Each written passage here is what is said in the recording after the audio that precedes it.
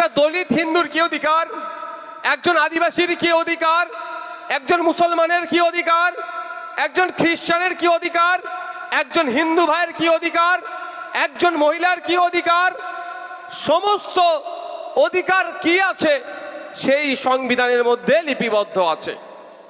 দুর্ভাগ্য আমাদের, এই সংবিধান পরিচালনার জন্য যাদেরকে আমরা দায়িত্ব দিয়েছি তারা সঠিকভাবে সংবিধান পরিচালনা করতে পারছে না পরিচালনা সঠিকভাবে করার ফলে আজকে এই সমাজে যত বিশৃঙ্খলা, বৈষম্য, হিংসা, মারামারি, খুনোখুনি, দুর্নীতি সবটাই আজকে সমাজে ছেয়ে যাচ্ছে।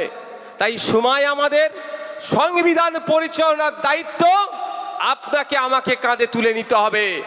শুধুমাত্র লিডার তৈরি করে পার্লামেন্টের মধ্যে পাঠানো, আইনসভার মধ্যে পাঠানো